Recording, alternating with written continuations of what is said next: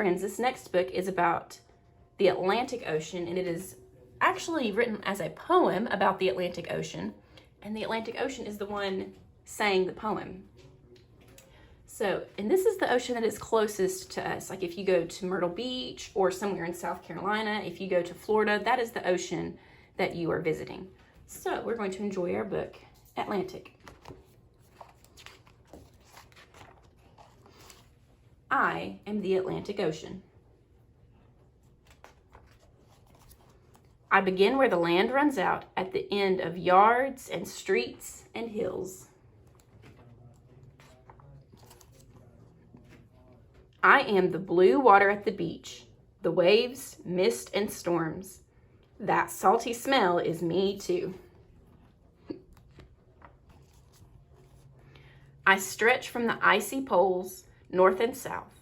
I rub shoulders with North America and bump into Africa. I slosh around South America and crash into Europe. But I don't end there. The Pacific and Indian, Arctic and Antarctic are my relatives. We are one big family. My water doesn't stay in one place.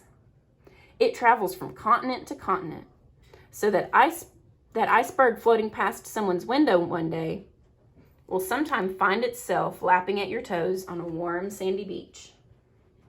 So the water's not standing still. My fingers stretch out. Bays and inlets reach far into the land. Gulfs, seas, sounds, and channels lead me and into me. They are me. All these marshy parts are still part of the Atlantic Ocean.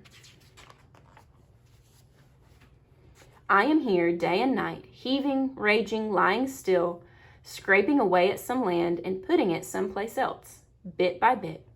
My shape changes as it has for ages, sometimes growing, sometimes shrinking, never staying still.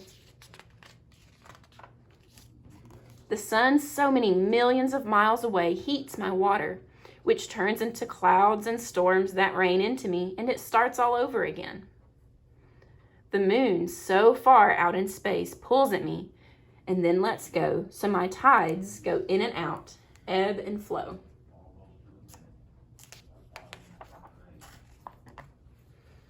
First I was discovered, even though I was here first, and then conquered by men in big ships who named me.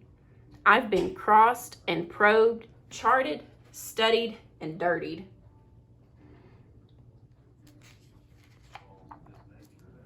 Fishermen know me. They know my oyster beds and seek out my schools of fish with hooks and nets, long lines, and traps. Artists paint pictures of me with cerulean, cobalt, and ultramarine. And poets know me with their beautiful words.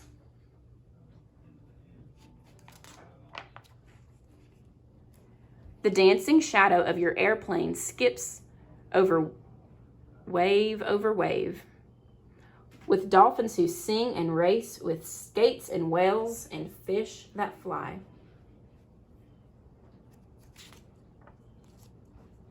Seagulls sing to me. Sand and pebbles rattle and clatter a chorus as I rush in and pull away. My words crash and whisper in your ear. Don't forget that I am here. I am the Atlantic Ocean. Some things about me. I am not the Earth's largest ocean. That's the Pacific. But I have many miles of shoreline because of my inlets, bays, gulfs, seas, sounds, and channels. Some people think of all the Earth's oceans as one, the world or global ocean.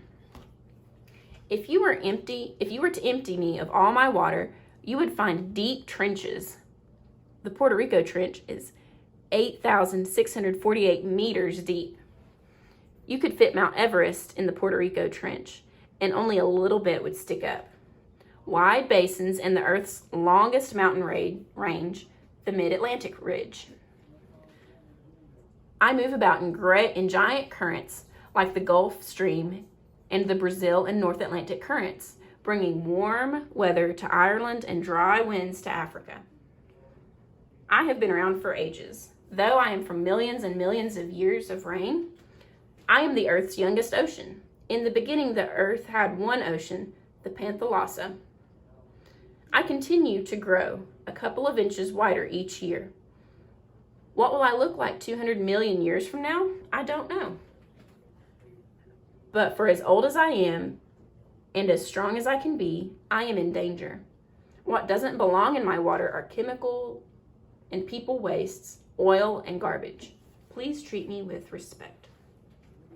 So I will include a link to another aquarium that has some really great activities for you to be doing at home, some things for you to watch, or maybe some other things for you to do to keep learning about the oceans. And I will have some other books to read about the ocean posted tomorrow.